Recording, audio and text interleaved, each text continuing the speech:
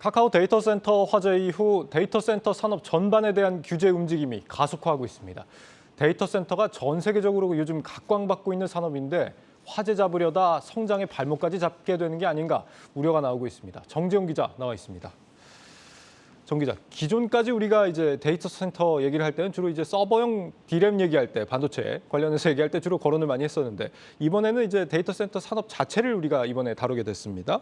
국내에 이제 누가 데이터 센터 사업을 지금 하고 있습니까? 네, 카카오 화재로 인해서 좀 데이터 센터 자체에 대한 관심도 많이 생긴 게 사실이죠. 어제 정부에서 이제 판교, 그러니까 SK CNC 판교 데이터 센터 화재를 계기로 데이터 센터 사업자들을 모아서 긴급 점검 회의를 한번 했는데요. 여기에 좀 이름을 올린 기업들이 있습니다. 지금 보시는 것처럼 KT 클라우드부터 네. 삼성 SDS까지 우리가 좀 익숙한 이름들이 많이 있죠. 국내 데이터 센터 이제 시장이라고 하면은 통신 3사가 한 60%를 가지고 있고 그다음에 SI 업체라고 하죠. 이제 각 삼성 SDS나 LG CNS처럼 대기업의 계열사로 있는 IT 서비스 업체들이 한 30% 정도 가지고 있습니다. 그다음에 뭐 네이버 같은 플랫폼도 자체 데이터 센터를 가지고 있고요. 예. 이 대표적으로 실적을 좀 구분할 수 있는, 그러니까 데이터 센터에 대한 실적을 좀 구분할 수 있는 KT의 사례를 좀 살펴보면요. 상장까지 계획하고 있는 이제 KT 클라우드 부문인데요. 2년 사이에 19년에 3,590억 원에서 21년에 4,560억으로 매출이 좀 올랐는데 2년 사이에 1,000억 가까이 오른 것을 좀 확인을 할 수가 있습니다. 업계에서는 이제 국내 데이터 센터 산업이 5년 뒤에 이제 7조에서 10조 원까지 좀 성장할 것으로 내다보는데 보시는 것처럼 이제 현재 KT가 가장 많은 데이터 센터 지금 개수인데 이건 이제 2019년 현황 자료와 지금은 좀 다를 수도 있는데 여기서 조금 더 많이 생겼다라고 보시면 되고요. 삼성 SDS 같은 경우에는 올해 이제 동탄에 추가로 데이터 센터를 완공을 하고 최근에 이제 화재로 서비스 장애를 겪었던 카카오도 자체 데이터 센터를 구축하겠다고 이미 밝혔죠. 예. 각각 안산과 시흥에 뭐 자체 센터를 만들겠다는 계획이어서요. 데이터 센터 산업 자체, 국내에서 이 산업은 계속 그러니까 성장할 거라고 볼 수 있습니다. 아직 국내에서 이렇게 하고 있는 기업 수가 엄청나게 많지는 않네요. 저 소수의 기업이 굉장히 많은 데이터 센터를. 물론 이제 일부 금융권에서 뭐 하나금융 같은 경우에는 지금 인천 청라에 자체 데이터 센터를 또 만들기도 했습니다. 네. 이게 데이터 센터가 점점 원래 이제 우리가 보통 각 회사마다 이런 건물 안에도 뭐 전산실이라고 해가지고 서버를 모아놓는 곳이 있잖아요. 예. 근데 이 점점 이제 규모가 커지고 특히 외부 업체에 뭐 이런 전산실을 운영하기 힘든 스타트업이나 조금 작은 IT 회사들은 이런 IDC 업체에 이미 입주를 해서 여기를 우리가 쓰겠다 이렇게 조금 발주를 넣기도 하거든요. 그렇기 때문에 자체 이렇게 커지는 데이터 센터 자체가 좀 많아진다고 볼 수 있겠습니다. 지금 저 중에서 이제 통신 3사가 운영하는 거를 기간 통신 사업자의 데이터 센터라고 하나요, 그러면? 그렇습니다. 그런 것들은 아무래도 좀 더 보안이나 이런 것들이 철저하게 더 국가가 더 중심적으로 규제를 더 강하게 하고. 그렇습니다. 뭐 예를 들면은 이제 그 KT 같은 경우에는 서울 해화동에 거기 이제 대규모 IDC를 가지고 있는데 여기는 국가 보안 등급이 가장 높은 구역으로서 어떻게 보면 군사시설 등급까지 이제 분류가 되는데 그만큼 많은 데이터를 저장하는 곳이면 좀 더 중요하다고 볼 수 있겠죠. 예. 그러면 이번에 뭐 화재 사고가 났던 이 카카오를 비롯해서 아까 통신 3사가 아닌 나머지 그 데이터 센터 같은 경우는 이제 부가통신 사업자 데이터 센터라고 분류를 하는 그런 분류라고 보면 민간 될까요? 데이터 센터 사업자가 있고요. 여기서 이제 시청자분들이 좀 헷갈릴 수 있는데 데이터 센터 안에서 카카오 같은 경우는 이번에 자체 데이터 센터가 있지가 않고 SK CNC 판교 데이터 센터의 일부분을 입주해가지고 서버를 운영을 해왔죠. 예. 그렇기 때문에 지금 카카오와 SK CNC가 좀 다툼을 하는 것도 누가 이것의 책임 소재가 더 큰가를 두고 지금 말이 왔다 갔다 하는 것이거든요. 누가 먼저 얘기를 했고 불은 어떻게 끄라고 했는지. 네. 그렇기 때문에 좀 더 사안이 복잡한 것이고요. 그러니까 이 사업 민간 데이터 사업자와 부가통신 사업자로 묶이는 네이버나 카카오 같은 플랫폼 사업자는 조금 구분을 할 필요가 구분할 있습니다. 필요가 있다.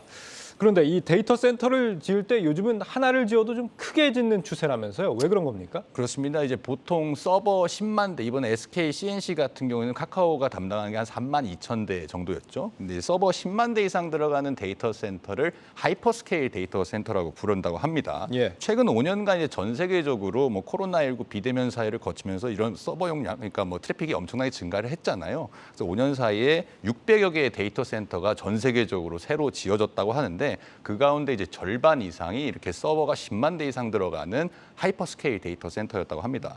국내에서는 현재 이렇게 취급할 수 있는 곳이 2곳 정도인데 뭐 KT 용산과 네이버 춘천센터가 그렇다고 하네요.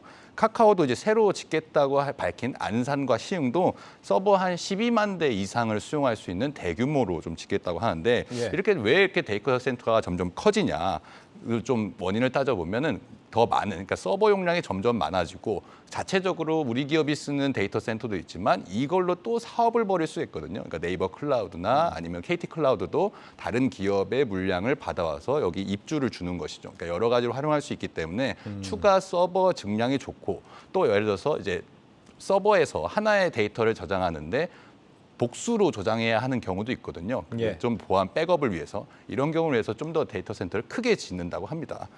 메모리 반도체 업황이 사실은 지금 좀 많이 안 좋잖아요. 뭐 올해 성장률이 좀 8% 이상에서 내년에는 0.몇 %까지, 0.6%까지 좀 가고 있는데 서버용 메모리는 그래도 두 자릿수에서 좀 내려와서 하락세긴 하지만 7% 정도 증설 수요가 있어서 어떻게 메모리 반도체 중에서도 서버 용량은 계속 증가한다고 볼 수 있겠습니다. 여전히 견조한 성장을 어쨌거나 해나가고 있다.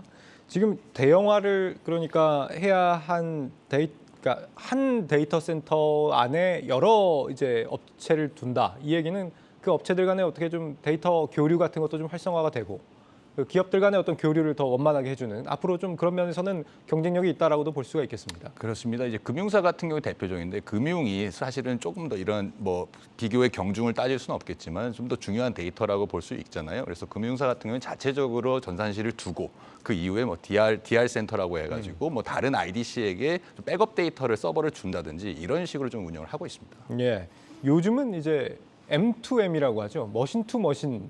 그러니까 우리가 인간이 주고받는 데이터보다 기계와 기계 사이에 주고받는 데이터가 월등히 많다. 그런 시대가 되어가고 있다고 하는데 뭐 가령 뭐 지금 이 대화를 나누고 있는 순간에도 어딘가에선 센서가 운영이 되고 뭐 CCTV가 돌아가고 하고 있으니까요.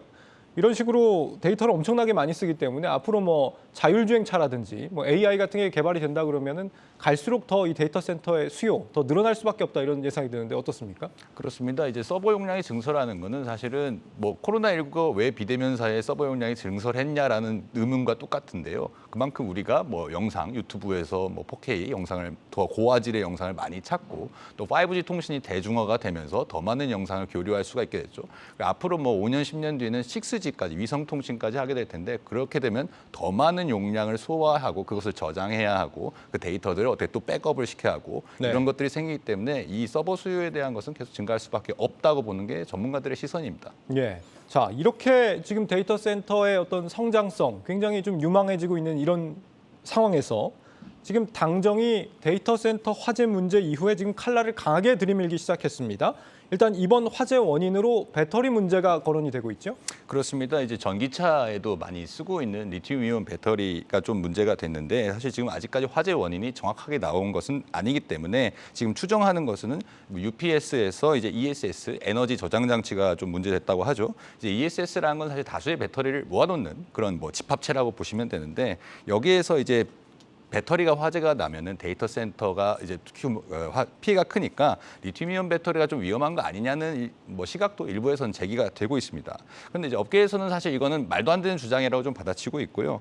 데이터 센터의 전력 소비량이 굉장히 어마어마하거든요. 아까 말씀드린 이제 하이퍼스케일 데이터 센터 같은 경우에는 뭐 전체 1년 연간 전력 소비량이 원자력 발전소 한 기에 이제 3분의 1 수준이라고 할 수 있으니까 대단한 많은 전력 소비량을 하고 있는 거고 이제 상대적으로 화재 위험도가 낮은 이제 납축 전지 등을 쓸 수 있겠지만 이 리튬이온 배터리의 장점, 그러니까 왜 전기차에 많이 쓰냐라고 하면 공간 효율성이 잘 나오기 때문이거든요. 예를 들어서 건물 한 채를 배터리로 써야 하는 상황을 리튬이온 배터리를 쓰면 뭐 방 한 칸 정도로 줄일 수 있다라고 이제 네. 업계에서 이렇게 보고 있는데 센터를 뭐 하이퍼스케일로 크게 키운다고 해도 물리적 크기를 무한정 늘릴 수는 없잖아요. 그렇기 때문에 이 배터리에 대한 규제도 좀 나오지 않을까라는 이제 업계에서는 좀 노심초사해서 보고 있는 거죠. 그러니까 대형화하는 추세의 납축 전지 방식이 맞지가 않은데 화재 때문에 괜한 규제가 생기는 거 아닌가? 경쟁력 저하를 좀 우려하고 있다 이런 거네요. 그렇습니다.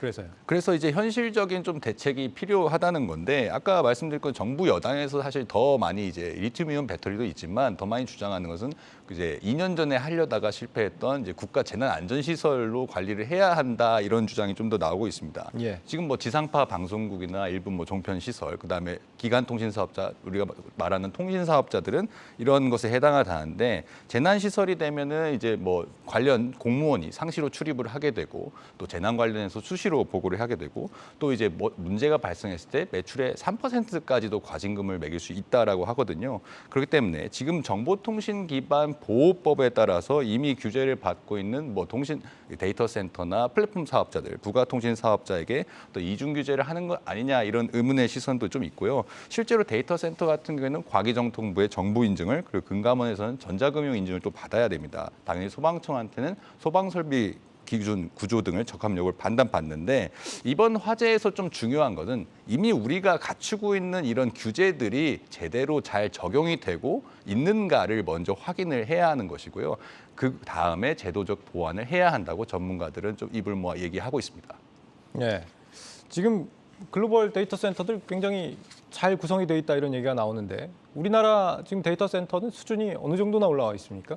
사실 이 데이터 센터의 수준을 구분하기는 조금 여러 가지가 있는데 한 가지 이제 우리나라에서 최근에 네이버가 춘천 데이터 센터 아까 말씀드린 어떤 하이퍼스케일 규모를 키우고 있는데 여기에서는 이제 무정전 전원 공급 장치도 다이나믹 UPS라고 해가지고 어떤 발전기를 따로 둔다든지 좀 백업 시스템을 좀 더 잘 두고 있습니다. 이번 화재의 경우에도 이제 배터리실 같은 경우에 하나에 모아놓고 UPS용도 그래서 화재에서 어떻게 좀 대처가 좀 안 됐다 이런 지적들이 나오고 있거든요. 그렇기 때문에 우리나라가 뭐 동아시아에서는 이제 중국의 정치적 입김이 좀 덜하기 때문에 미국의 빅테크 기업들이 데이터 센터를 짓거나 서버를 좀 더 한국에 들어오는데 좀 더 유리한 입지적 지리적 이점을 좀 가지고 있거든요. 그러니까 이런 점을 이번 계기로 제도적 보완을 해서 좀 더 성장을 산업을 성장시키는 데 좀 도울 필요가 있겠습니다. 네. 잘만 하면 우리도 승산이 있다 이런 얘기네요.